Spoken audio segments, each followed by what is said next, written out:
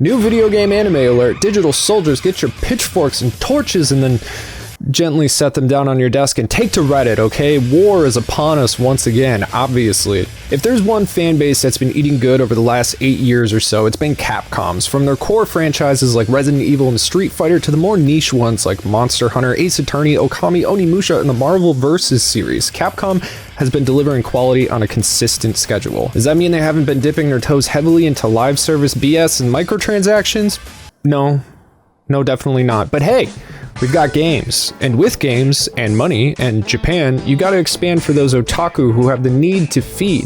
That means toys, manga, and anime, something Capcom in particular have always been really good about, even if their products aren't always localized, okay? Looking at you, Monster Hunter, and your 41 books that don't have English translations. At this point, it seems like nothing is off the table for Capcom. They re-released Marvel vs. Capcom 2, Rival Schools is gonna be in their newest collection, and even back in 2019, they decided to drop a new title in a franchise that had been mostly dormant for 11 years. That was Devil May Cry 5. Devil May Cry is by far one of the most interesting games in Capcom's repertoire. I mean, when you look at its development and evolution in particular, it went from a half-baked Resident Evil game to a new series to Capcom's flagship action-adventure game. It had all the hallmarks for success. We're talking over-the-top characters, doing over-the-top things in over-the-top situations, and it proceeded to pave the way for the future of the genre, which led to more cult classics like Bayonetta. Centered around Demon Hunter for Hire Dante, Devil May Cry instantly captured the hearts and minds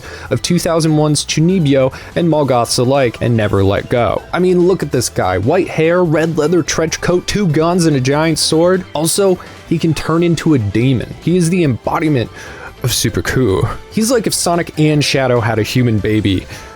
Don't look that up on Google. That said, DMC and Dante himself are a little more nuanced than Sonic, and behind the posturing and aesthetics meant to bring people in the series, there is a heart to the story which has always brought people back to the sequels in order to experience more, and that's probably why this Devil May Cry anime isn't the first one to come out, and the previous anime isn't even the series' first jump into alternative media. DMC has multiple manga, light novels, and even CD audio dramas. All canon from what I understand too. And to put that into perspective, I haven't had to deal with audio dramas since our giant Kenshin video. But I think from that you can correlate just how important DMC is to its hardcore fan base. So with all that said, how is the new anime? Well, you've come to the right place because you won't get an answer Googling that. The series has ripped the fans right down the middle. So welcome to the Devil May Cry anime.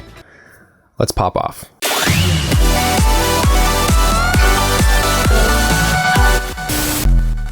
Hey everyone, Mike here. You're probably wondering why I'm laying on the floor. I'm actually supposed to be outside on my bike for this ad, but I hurt my back taking out the trash. Instead, I'm just laying here looking fresh AF in my Fabletics gear. I've been doing this a lot this week, but it's been allowing me to get some solid B-roll of my Fabletics outfits. I've also gained about 10 pounds this winter because I live in an igloo and electricity is expensive, but Fabletics is so stretchy and comfortable, I can't even notice. Guys, I'm gonna be real with you. Fabletics is the future of clothing.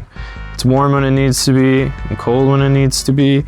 Also, its static-proof design helps me so I don't get cat hair all over myself. Doesn't even stick, which, being on the floor, that helps a lot. So here's our deal. Use the link in the description or pinned comment, or go to fabletics.com/bonsaipop12 and please, sign up to be a VIP. Doing that will let you net 80% off your first order, which is insane, especially in this economy. You can even get 3 t-shirts for $19, and that's probably going to be the best offer you could possibly get right now, considering the quality. Fabletics is basically all I wear now, and they've been super duper good to us, so please consider helping us out by helping them out. You won't regret it, and you can't beat the deal. Thanks, Fabletics. Back to the video. So I'd like to preface this video by admitting that I'm not a DMC super fan, just a filthy casual, okay? I beat the first 2 games, and I own the 5th, but I've kind of just followed along from the outside for the most part. I did, however, do a lot of prep for this video to do it justice for casuals and hardcore nerds alike, so, you know, let's all have a good time. When DMC dropped in 2001, I was 10 and I just moved, and my new neighbors were huge PlayStation people, amongst other things. Seriously, if they were not blaring Limp Bizkit or Disturbed, they were just railing out games, okay? These people lost more video games in the 5 years I lived next to them than most people own in a lifetime. Or the older siblings sold them for drugs. Hard to say, but having parents whose main interest in me was being authoritarian, sheltering protocolists, I naturally spent every second that I could next door. So we played DMC a lot, completion a lot, and when DMC 2 came out, we did the same thing and never once admitted to each other that that game sucked. Those guys moved away, I went back to my Nintendo nerd existence and just didn't have access to DMC for a long time other than getting destroyed by a-holes in Marvel vs. Capcom 3. But when I heard the new anime was coming out, I only had one thought. This is gonna be fun. First, because we always cover new video game anime, and second, because it wasn't Castlevania again. And guess what? I was right. DMC was a lot of fun and super cool. Don't forget it. Frankly, I think it opened perfectly, okay? You don't really know what's going on. There's some kind of bank heist which gets interrupted by a very psychotic looking rabbit, which was my first WTF moment. But then said rabbit mercilessly slaughters these mercs, and I mean, wow, the animation is actually really something. Also, hyperviolence is my favorite, so I was instantly looking forward to what this entire series was going to bring me. And right after the opening carnage, the OP drops, and it is f***ing Rolling by Limp Bizkit. At that point, I was pretty much dead. Whoever made this anime knew exactly what they were making, and it turns out it was the same people who made Castlevania. But the second I heard those first bars to Rolling, I knew that this anime was for me, and not because I like butt rock. Actually, I am an official anti-butt rock activist. You should join my 12-step program to take control of your life. Instead, it was because the director had clearly lived the same DMC experience I had in 2001, okay? It touched me. And there was more hilarious butt rock to be found throughout, but also a bunch of the score was done by Power Glove, an amazing electronic band from Australia that I've been a fan of for a really long time. I even own some of their records. So whether or not you liked DMC, there was a lot of care put into this adaptation, from the visuals to the score. This was clearly not a cynical cash grab. The production crew definitely cared about what they were making, even if it didn't land for you specifically. And they wanted you to know this right out of the gate. With a small montage of characters right after Dante goes bullet time and saves a bunch of people in a diner from getting blown to bits by an oil truck, even I knew who most of those characters were. And that said, not being a lore enthusiast at the time, I was a little lost as to when this was all taking place on the Devil May Cry timeline. We'll get there. The Psycho Rabbit is trying to open a massive portal between Hell and Earth, which would mean the decimation of humanity. And in order to do that, he needs the Sword of Sparta, a magical amulet, and the blood of Sparta as well. Why? Because Sparta was a super cool demon who turned on his own kind and locked the gateway between Hell and Earth. But Sparta is long gone at this point, so what's a murderous rabbit to do? Well, conveniently, Sparta had 2 kids with a woman who must have spent way too much time on DeviantArt, and not only do they have the blood of Sparta, but each are also carrying one half of that very special amulet. Problem is, one of them is Dante, and the other, Virgil, is MIA and presumed dead. So at this point, Dante doesn't know he's a half demon. He just assumed he could do Matrix shit because he was super cool, and he hunts demons because demons killed his mom and presumably his brother when he was a kid. So that's one half of the story. Dante needs to kill the rabbit and maintain the lock on the door to hell so bigger demons can't get through. But the B story, which is kind of the A story, actually revolves around Lady, or Mary, but I'm going to be referring to her as Lady. Lady works as a tactical demon hunter for Darkcom, some Black Ops government disposal unit run by the Vice President of the United States. This was a choice. Regardless, she's basically a super soldier anti-demon zealot with all the piss in her veins. Her and Dante are headed to a collision course after the Vice President abducts Enzo, Dante's contractor and professional rat fink, who was responsible for setting up the White Rabbit job that ended up with the Sword of Sparta being stolen. See, it turns out the White Rabbit Psycho Bunny was also after Dante for his blood, and now the government is after Dante, which means Lady is after Dante, because he's obviously a demon, with being able to shrug off bullets and everything. And Lady is an interesting multi-level character, but you can kind of expect that from the creators of the Castlevania series. She's always been a bit of a tomboy and was obsessed with horror films and being a pretend demon slayer when she was a kid. Unfortunately, one day, her and her family were attacked by an actual demon, which blew her dad's mind so hard he dedicated his entire life to researching hell and obtaining the power to stop the demons, which makes the once doting father an obsessive non-entity to the rest of his family. Until he turns himself into a demon and eats Lady's mom in front of her. It was pretty cool. She is now a bit of an angry person, and that anger has led her to make a few mistakes. We'll get into that, but this is the whole setup. What proceeds from there is a rock'em sock'em trip to the finale with lots of demons and people getting blown to smithereens, the classic back and forth irreverent dialogue harkening to the original Castlevania series, and excellently choreographed animation gluing it all together. It's really enjoyable and has little downtime to bore you, unlike, well, Castlevania. What about the lore? Well, that's where things get a little sticky for hardcore fans, okay? The original Devil May Cry anime is canon, as far as I can tell. Like I said, I did a lot of research, and it seems like people take that one seriously. Same thing with the manga and everything else. This anime is decidedly not. That's not to say it's completely egregious. I mean, it's no worse than Castlevania. The series takes place in and around the idea of Devil May Cry 3, which is a prequel to the rest of the games. And this is the youngest version of Dante we really get to see outside of flashbacks and manga. However, the majority of the content is taken from the prequel's prequel manga,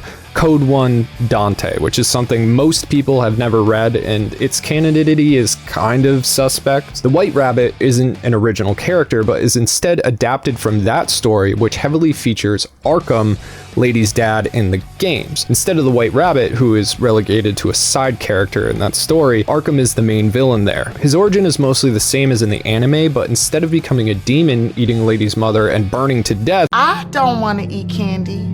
But the parasites in me want the candy. he instead sacrificed Lady's mom to get super cool black magic. When this happens, he splits into multiple personalities and becomes the perp who wants to open the gates to hell. Arkham is the main villain of DMC3, a game set before Dante even created his demon hunter agency Devil May Cry. It's a game that heavily features Dante's brother Virgil, who is seen as being pretty neglected in this anime, considering the fight with Virgil was the climax of DMC3. Also, Lady has the blood of the priestess Sparta killed to shut the door to hell, which isn't in the anime. I don't know, it doesn't really matter for our purposes. So despite not knowing the story of DMC3 to a T, I do think the anime did a good job adapting the core essentials minus Virgil. Instead of Arkham being the big bad, the government agency Darkcom stands in for him, and I don't think I need to point out the deliberate naming convention there. And Lady gets a more interesting part than just being a girl obsessed with killing her dad and all demon kind. The anime takes characters not really featured in the games like Enzo and elevates them, as well as creating a wider world revolving around hell and demons in general, and whether you like that is kind of up to you. I'm not sure how I feel about it. They stay true to certain lore points, like Dante destroying his guns constantly before receiving ebony and ivory, which is a whole thing in the wider lore, and even him not knowing about his devil trigger until most of the way through the prequel. It was like that in DMC3. And choosing the enigmatic White Rabbit as the main villain for this short series was a pretty neat idea, seeing as he was barely even in the manga, and all in all, I think it was a pretty inoffensive way to adapt the lore. It's also clearly setting itself up for a sequel that'll likely have more revelations closer to the canon lore of DMC3, at least that's what I assume. But that all said, the ending was a little strange. Lady and Dante are supposed to open up Devil May Cry, but that clearly is not happening yet, which also makes me think the story arc isn't actually over. Kind of like what we got with Castlevania Nocturne. But the question is, why are so many people pissed? Well, a very common complaint is that Dante was kind of done dirty. You see, Dante is like an onion. He's got layers, blah, blah, blah, blah, blah. And sure, that's true. There is an emotional tinge to the games. The man has a tragic past and is dealing with trauma. That's a real thing. But 95% of his existence is just being over the top cool, okay? Choosing to make 95% of his existence in the show exactly that is only staying true to the source. It's not like they didn't make him undeniably a good person despite his grandiose overtones. He rescues people he doesn't have to multiple times at his own expense. He takes responsibility for his role in the calamity as the son of Sparta. He has empathy, and he's also particularly young at this point. Not that he wasn't in DMC3, but still. So instead, what I really think pissed people off the most was the message. Ooh. Somehow, within this medley of hyperviolence and snark, the series manages to pull off a point. I mean, it's the Castlevania team. They have an agenda. They always do. And stick with me, because I'm going to make this make sense to even the sweatiest button mashers, okay? We're going to get through this together. The White Rabbit is shown to be an absolute monster, right? He kills indiscriminately and even does experiments on demons that would make Mengele's nipples hard. It's all gory fun and games until episode 6, which slams the brakes and takes a pretty brave 90-degree turn into a more subdued backstory of Lady and the White Rabbit. There's barely any dialogue in this episode. I thought it was really neat. We get an intimate look into the parallels of Lady and a young boy in the foster system. The former had her life destroyed when her father became obsessed with obtaining power in order to protect his family from demon kind, and in doing so, he completely shut out his wife and daughter, ironically destroying their once happy family in the process. And in the other scenario, the boy in foster care is abused by the other kids in the system, something that happens very often. He holds on to his escapism, which comes in the form of Alice in Wonderland. This is a parallel to Lady and her way of escaping through horror movies. But on a particularly bad day, the boy accidentally comes across a portal to hell, a land where the air is so toxic it tends to kill lesser demons before they are able to get to adulthood. He's rescued by a community of those lesser demons and is welcomed into their society with open arms. It's clearly the first time in his life that he's ever felt at home and loved by somebody. Meanwhile, Lady makes a friend who takes her mind off of her crumbling home life while they play Demon Hunter together. Eventually, the boy in hell is working to create a portal back to Earth in order to help his new family find a place where they can be healthy and safe, but unfortunately he isn't able to do so before the youngest of his new friends dies to the deadly air. At the funeral, he throws his escapism, Alice in Wonderland, into the fire, and this kind of shows his transition, his full commitment to his goal of emancipating the lesser demons, the end of his childhood, the end of innocence. And after Lady's parents die in the climax of her father's psychosis, she too throws away everything and enters the military. So Lady lives out her dream of hate-fueled carnage, spurred on by the fervently religious vice president and Darkham, while the boy works to better the life of his new family after creating a device that allows transition between Earth and Hell. Unfortunately, the two eventually meet, and unable to go against orders and her own hate-fueled bias, Lady and Darkham completely slaughter the innocent demons, leaving the boy barely alive and completely alone. Now entirely convinced that humans are just as evil as the greater demons, he dons his new persona as this psychotic white rabbit, a malicious Frankenstein entity bent on merging hell and earth to punish both sides. I think most of you guys understand that this is just good storytelling. Of course, it's taking a little bit of liberty with the games and the lore, but it was very well done. And if that's the case, you're probably wondering what's wrong with that. Well, both the president and the vice president are clearly Republican stereotypes. It seems like this takes place in the 80s, so we're probably looking at Reagan and Bush. And the lesser demons are obviously refugees at best, illegal immigrants at worst, and Darkham becomes an obvious parallel to the Gestapo or ICE, same thing. We get an obvious view as how bigotry is indiscriminate, how what you are is more important than who you are in the eyes of hateful, ignorant people, governments, and their attack dogs. How fear of the other based on the actions of few can open up loopholes for indiscriminate execution or expulsion of innocent people. And I've spent years working in both the gaming and anime industry now, and I can say that a large part of both fandoms hate that shit. They piss and moan and cry about it when the messaging is so obvious even they can't miss it. Games aren't political, anime isn't political, keep politics out of it, DEI, woke, wah. Well, I hate to break it to these specific individuals, but a core principle of DMC is good demons fighting for humanity, while, especially in DMC 3 and DMC 4, humans can be just as evil as the worst demons. But now I realize that there are humans as evil as any devil, as well as kind and compassionate demons in this universe. Devil May Cry. That is a political statement. The anime just made it a little bit more unmissable. Some people tend not to realize it, but stories have lessons because writers have a point to make. Artists have a vision to share, and guess what? Writers and artists tend to be open-minded, thoughtful people. Obviously not all of them, but I think the majority by far. They've usually gone through hardships dedicating themselves to a career that every parent warns against because there's, quote, no money in it. They're used to struggling and being rejected, underpaid, and underappreciated, which tends to create an understanding and a sympathy towards groups who are marginalized and treated cruelly. So they write about it because it's powerful, especially in a world where most people are subjected to some form of oppression, whether it's something as simple as housing, health insurance, or wages, to something complicated like having to escape authoritarian regimes and take refuge in another country that despises you. So whether you like this political messaging or not, if you consider yourself a gamer or an otaku, you've been supporting those ideas and the communication and proliferation of those ideas your entire life. And that's why people make fun of you when you cry about it. That's not to say that disliking this anime means you're one of those people. There's plenty of valid criticisms that don't involve the messaging. Hardcore fans want specific things. That's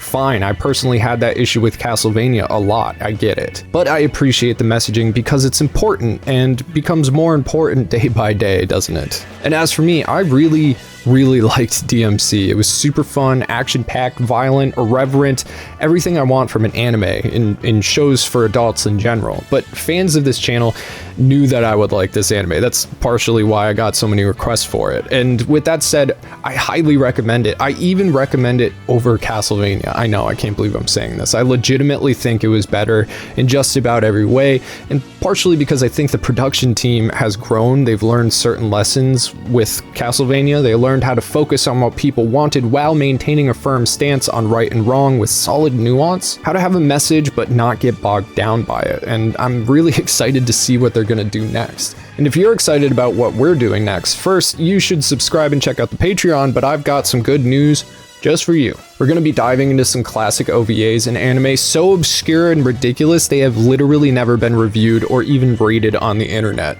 So I hope you will join us on that journey. And of course, we're going to be covering more new and notable shows as they come out and making the larger videos that we're known for. I'm Mike. This is Bonsai Pop. Thank you so much for watching. Thank you to our patrons and to Fabletics for helping us. And hopefully, I'll see you next time.